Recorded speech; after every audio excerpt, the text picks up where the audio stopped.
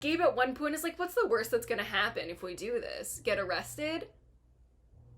You are the only person that's not going to juvie. Why are you the least concerned about getting arrested? Hey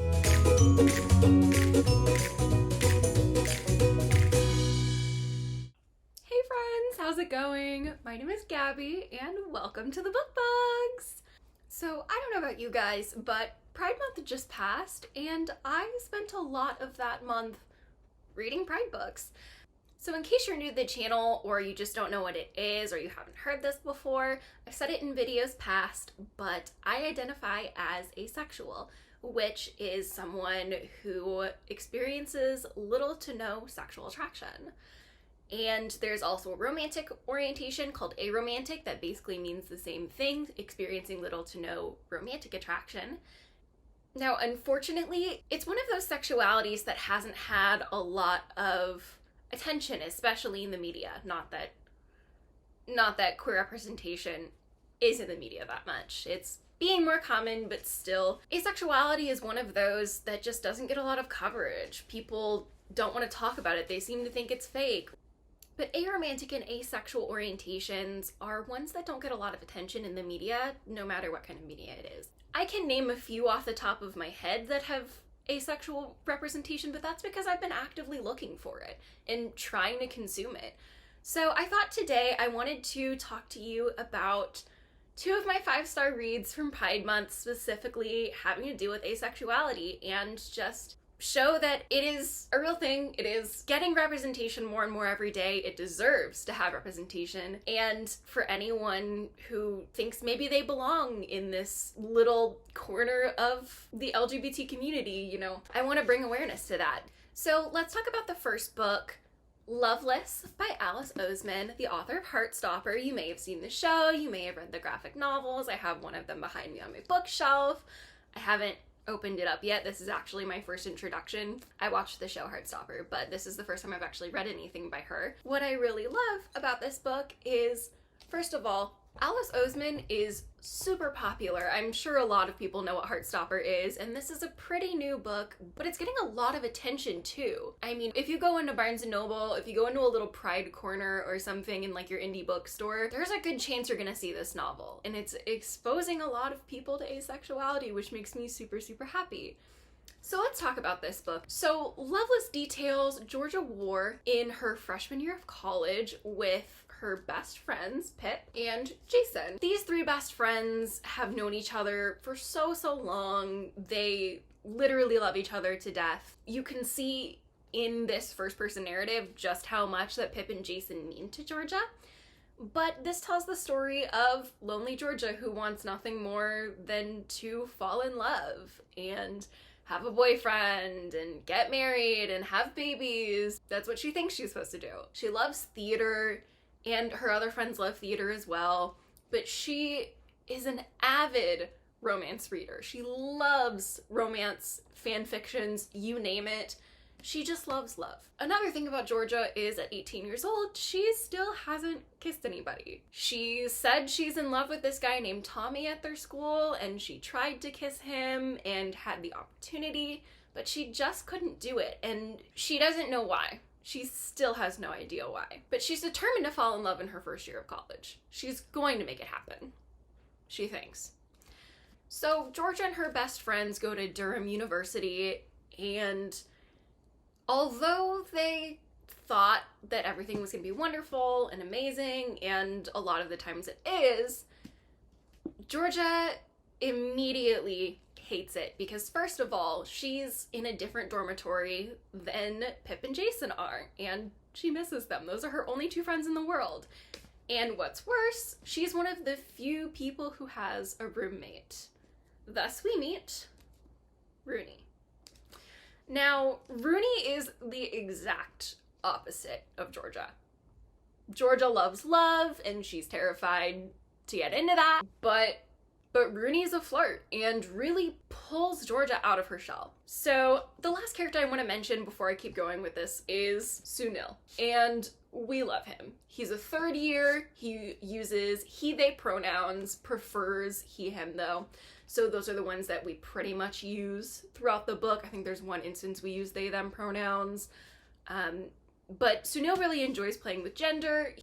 He is homoromantic asexual, which, just to break that down a little bit, means he's attracted to men or to the same gender. Since he is male presenting, he calls himself gay asexual, homoromantic asexual. He likes guys. Now, asexual, he does not experience sexual attraction, but he is indifferent about engaging in that kind of activity. There are people on this spectrum who dislike sex, who feel indifferent about it, or who are really sex positive and who enjoy it and have fun. And all of those are equally valid. Like I've said before, asexuality is an umbrella term. It describes literally so many other things. It all just comes back to, do you experience a sexual attraction? It all just depends on the person and how you feel. You know, it's a whole spectrum. Sexuality in general is just a spectrum. So Sunil is the person who really just becomes Georgia's parent. He actually is the college parent for Georgia and Rooney because they live in the same dorms, and he's a third year, so he's a lot more mature. He's really responsible. He's super sweet. So he not only acts as kind of like a college, like a big brother or a college parent to Georgia, but he also introduces the concept of asexual, aromantic, aro-ace to her and helps her find out that maybe that's where she belongs. Maybe that does describe how she feels, because she didn't really know about it until now. So with these 5 characters, we have Rooney and Pip, who seem to kind of get together pretty early on, or they have kind of a rivals to lovers relationship. They definitely are attracted to each other, but they also really hate each other. They just butt heads a lot. And then we have Georgia and Jason. Jason has an outward crush on Georgia, and Rooney is like, hey, do you like him? Because I think he likes you. You know, maybe you've been saying you want to, you want to date. You want to branch yourself out. Why don't you try with Jason? And Georgia thinks, maybe I can like him. I don't know. But it doesn't hurt to try, right? It does hurt to try, apparently. There's a lot of miscommunication that goes on in this story, but... So, the B-plot of all of this is where Sunil really comes in with the Shakespeare Society. It's a specific club within the theater troupe, and it consists of all 5 of these characters: Rooney, Pip, Georgia, Jason, and Sunil.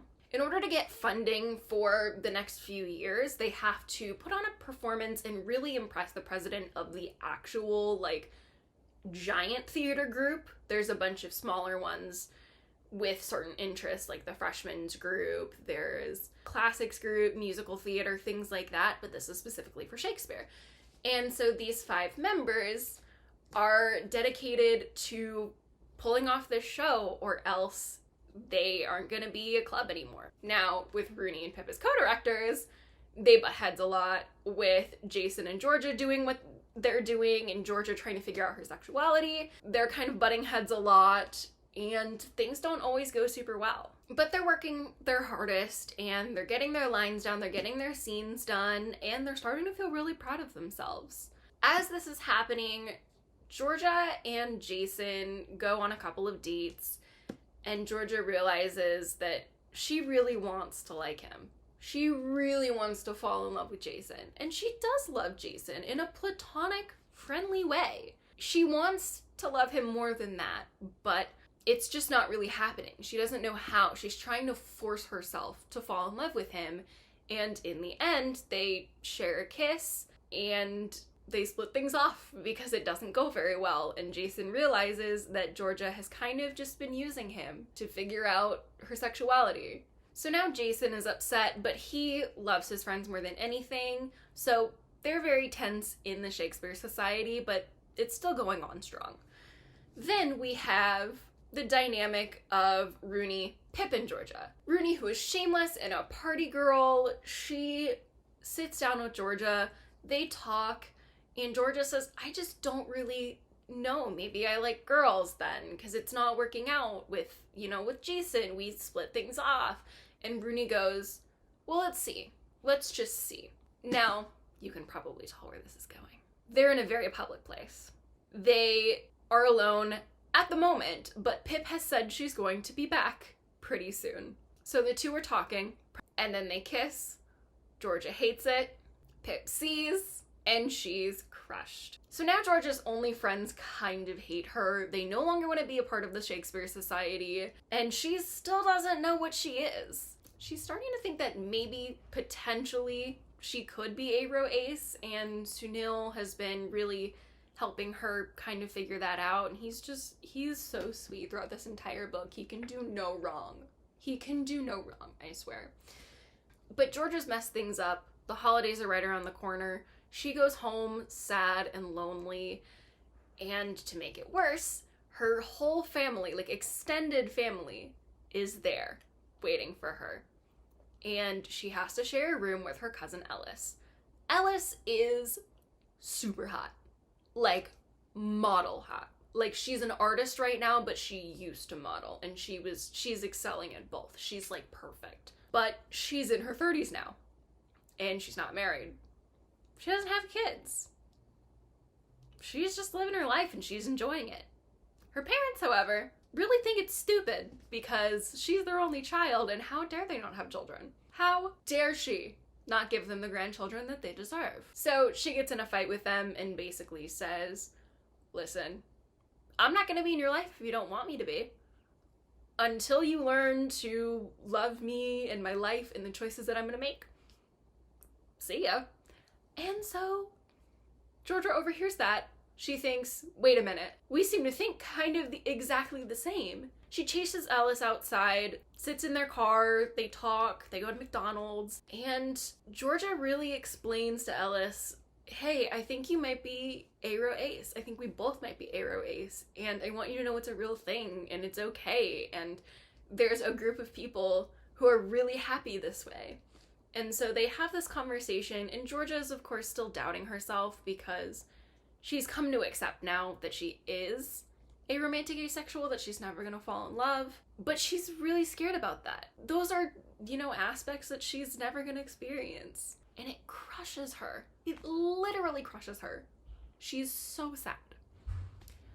But Ellis, this mature, 30 plus woman who is literally excelling and being a boss-ass bitch, tells Georgia that, hey, it's okay. We can still be happy. We just have to keep our friends close. We have to make sure our friends know how much that they mean to us, and you have to hold them close and value them like they would for a partner. So Georgia goes back to school, and she manages to slowly but surely make things up to Jason, get him back into the Shakespeare Society as the deadline looms. And Pip is a lot harder to please because she's been betrayed by her best friend and her crush at the exact same time. So she's really upset.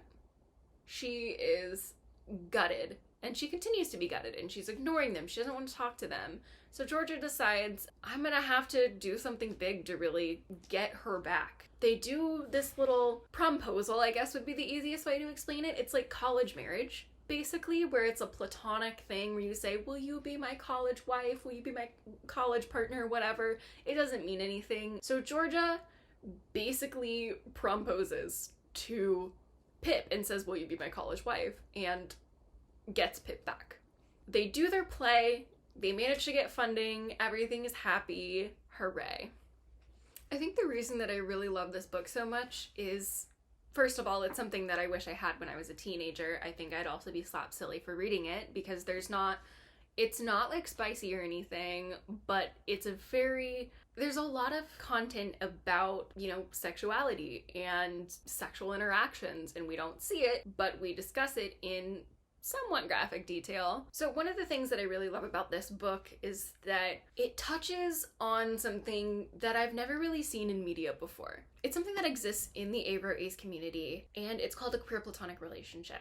Now, a queer platonic relationship can take place in many different forms, but it is like a relationship and a friendship, but not quite either one. It's someone that you consider to be very deeply connected with, but not in a romantic way, not in a sexual way, just in a very emotional way. It's kind of hard to explain, but there is one of those in here. I've literally never seen it in media before. It's just been like in forums and talking to other asexual people and learning about these things myself. So they never outwardly refer to this as a queer platonic relationship, but what I really, really love here is a passage that I'm going to read you and kind of break it down a little bit. So towards the end of the book, where Rooney and Georgia have been friends, very close, they've been roommates the whole year. Rooney and Georgia have been at each other's side pretty much all year. They've been the only ones to really have each other's back, even though Rooney's kind of a mess, but it's because she's a mess. It's because she's a mess that Georgia actually has this moment with her. So Georgia says, "I just care about you so much, but I've always got this fear that one day you'll leave. I'm never gonna fall in love. My friendships are all I have, so I just can't bear the idea of losing my friends because I'm never going to have that one special person." Rooney says, "Can you let me be that special person?" And basically says, "I want to be the person that, hugs you while you're sad and brings you soup while you're sick, and I want to be able to, come home from work at the end of the day and just walk into your house because we live next to each other and because I know that you're going to cook better food than me, and just be in each other's lives when you're old women living in the same retirement home reciting Shakespeare. We want to be platonically there for each other for the rest of our lives," is basically what Rooney says. And Rooney gives this grand gesture and just really comforts Georgia and says, "I know you can't fall in love, but let me be your special person." And that's basically what a queer platonic relationship is, or at least it's one form of it, It's a special person that you love and value as you would a partner, but without being romantic. This is the first book that has ever had that. And it's so sweet. It is such a sweet moment. I literally cried. This book made me cry so much. I'm like actually a baby about it. Loveless is a great introduction to the queer community, not just asexuality, of course asexuality, but it's got some really amazing representation. There's lesbian, pansexual, aro-ace, gay ace, queer aromantic, someone who enjoys having sex, but doesn't, fall in love in the same way. It's just got some really, really amazing stuff in here. Non-binary representation, you name it, it's probably in here or in the background of it. The amount of, if you just look at the couples on the cover, like the amount of just representation that you see in this novel is insane, and I highly recommend it to anyone, especially if you are aro-ace yourself or one of the two, or questioning, or you just want to read about authentic college relationships. The way that they speak is the exact way that I would speak to my friends. Like, I'm in this book and I cried about it. So the other book that I read with asexual representation was Aces Wild by Amanda Dewitt. This is, first of all, a debut novel. I was really impressed. This takes a very different approach to asexuality, and I don't want to say it's on the back burner because it's literally called Aces Wild. It's about gambling, it's about ace people, it's wonderful. But it kind of takes the relationship dynamics of being an ace person on the back burner, whereas that was the main focus of Loveless. This is a heist novel. It has 5 teenagers, all of which who are asexual. There is a really wide representation of it as well, which makes me really happy. There is Gabe, who is aro-ace. There is Lucky, who doesn't really have a specific orientation that we know of, but is at least asexual to some degree, who most likely is capable of falling in love, but we don't know. Then there's Georgia, who is homoromantic asexual. Not the same Georgia, I promise. This Georgia is a lesbian ace woman. She's so adorable. Love her. Then there's our protagonist, Jack, who is just ace. He's not really described any further than that. And then there's Remy, who is non-binary and asexual, but also does have romantic feelings for people. So Aces Wild tells the story of our protagonist, Jack, whose mom, I don't want to say criminal mastermind because she's kind of not, but she's definitely a criminal. She's a very wealthy woman. She is on the Las Vegas Strip. I mean, she is just a gambling woman, and Jack takes after her a lot. He loves to play blackjack. He isn't necessarily close to his mom, but he wants to make her proud. He has two sisters, Beth and Carrie, who are both older than him, and Beth is kind of acting as mom because their mom is now in prison. That is our inciting incident. Beth gives Jack this card and basically says, "You're stressed, I'm stressed, we're all stressed. Literally just invite your friends over from school. Let them stay here, go wild." Basically. And he doesn't have any friends at school, but he does have Gabe, Georgia, Lucky, and Remy, his online friends. So he hatches a ploy to get them to Las Vegas so that he can, one, see his internet friends for the first time ever in person, and find a way to get his mom out of prison by taking down her rival. Now, there's a lot to this. I won't spoil the heist for you. I highly recommend that you read it, though, because it was a lot of fun. It was a really great, really easy read. I also felt really seen, and most of these tabs, I'm gonna be honest, there were a lot of amazing lines in this book. I could have tabbed it a lot more if I actually had the tabs at the time to do so, but most of these tabs, I'm gonna be honest, are just Gabe saying stuff. Like, just to give you an example of the dialogue, it just makes me happy. Gabe just makes me so happy. But Gabe is kind of the dad of the group, and so at some point, Remy and Jack sneak out together, and Gabe goes, "Young man." I froze. Remy rocked backwards, backpedaling into me. I grabbed their shoulders. "Young person of unfathomable and unidentifiable gender." "Shit," Remy whispered. They cleared their throat. "Hey, Gabe." So they've been caught, and later on, the rest of the group is there, and Georgia says, "Just indulge him. He's been rehearsing this one, so he's been preparing his fatherly lines, you know?" I love this book. It's so cute. Another one of my favorite lines, I just wanted to, just another Gabe quote that I'm going to be using from now on. "If I've told you once, I've told you 1,000 times. Coaches don't play." That's the best line in asexual history.